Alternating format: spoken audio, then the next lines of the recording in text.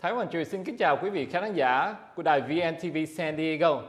Kính thưa quý vị, trong cuộc sống của chúng ta có những lúc, nhất là về cái phương diện nghề nghiệp, công việc làm ăn, chúng ta cần có sự thay đổi việc làm, thay đổi hãng, thay đổi thành phố.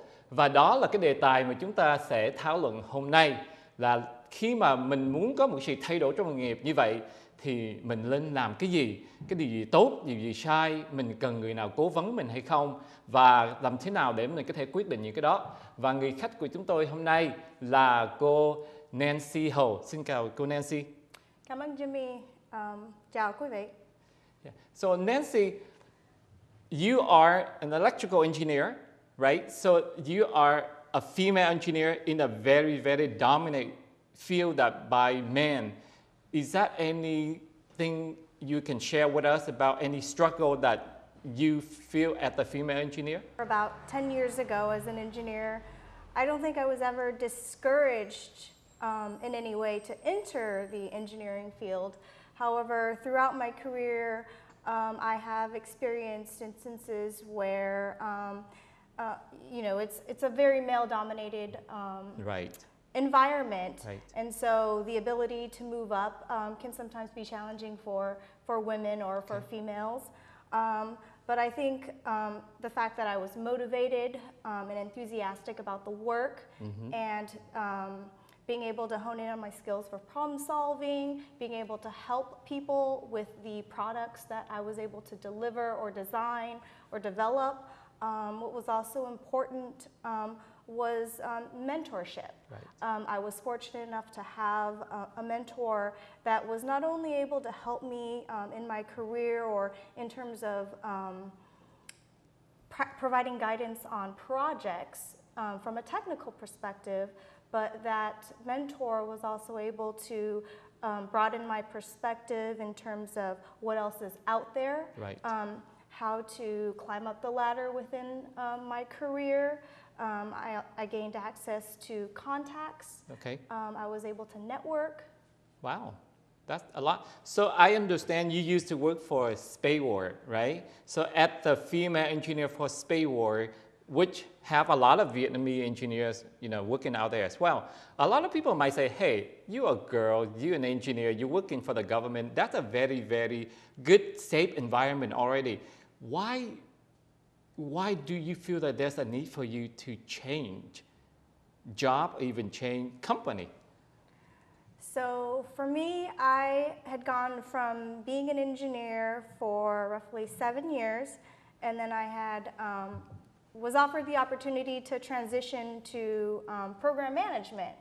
And so from there, it was very natural for me to transition from working in the federal government to industry. And when I made that transition, or made the decision to transition, it obviously wasn't an overnight decision. I definitely did a lot of thinking about what I wanted to do, who I wanted to be, as well as reached out to people within my current industry, as well as in the prospective industry, to kind of broaden my view of what else is out there. What should I anticipate? What should I expect? What are the pros and cons? So sounds like you did a lot of research before you make the decision. But as a human nature, we're always afraid of change. So even though with all of that analysis, all of that research, all of that study, it's still was it a hard decision for you to finally make the decision that, hey, I'm going to leave this place I've been working for 7 years and go try something different? So I can see where change for most people is uncomfortable. It's unpredictable at some times. There definitely was a risk in me transitioning, especially during this time. However, I kind of had the mindset of, I'm going to welcome the challenges, and if it doesn't work out, I didn't fail. However, I learned from the experiences. But I mean, if you never try, you never know. So you make a decision to change, and from an engineer that you try to branch out into management. But I believe right now you are a business development for Airbus. So not only you change company, you sort of change your field as well, even though I know Airbus is still a technology company, you still need to have that electrical engineering background. But is that make your transition even harder, in your opinion, to go into business development? It definitely did. I mean, I definitely, as an engineer, thought outside of the box. It's all right. You kind of learn to bend the rules, push the boundaries, and that was something that I felt would help me become a lot more balanced, not only just in my career, but personally. Okay. And there's many female engineers out there who might in the similar situation as you were, that try to leave a company or try to change to a different field in the context of technical, domain. Is there any advice do you have for them? The one that still say, hey, you know what? I'm not quite sure I really want to do this yet. What advice do you have for them? My advice is to not be afraid of change, to not be afraid of the challenges, and to recognize that you actually do have resources out there. You can build relationships, you can build networks, you can identify mentors that can help you understand what else is out there and provide you some guidance from a career perspective. Okay. And you mentioned about mentoring. I would like to put a wrap to this segment with a very key question is that a lot of people came to me and say, hey, you know what? I'm not quite sure if people will say yes to what I'm asking. So I know that you might ask a few to be your mentor and you might have a few rejections.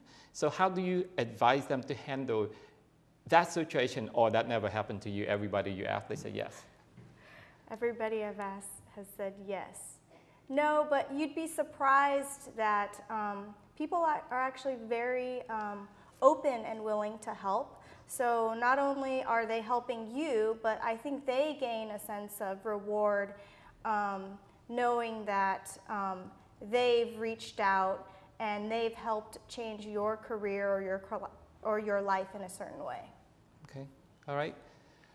Dạ, kính thưa quý vị, thì để mình tóm tắt lại cái cuộc nói chuyện giữa Triều với lần cô Nancy Hầu, thì có 3 điều mà cô Nancy khuyến khích tất cả những bạn mà đang trong cái tình huống là mình muốn thay đổi công việc làm hay là mình muốn nhảy hãng nhưng mà mình vẫn ngần ngại, mình chưa có muốn nghĩ là mình có nên làm hay không. Thì việc thứ nhất là mình phải nhớ là mình có thể làm research, là mình có thể làm nghiên cứu về cái vấn đề đó, tức là những cái lĩnh vực mình cần phải đi như vậy nó có những cái thuận lợi như thế nào và có những cái khó khăn như thế nào.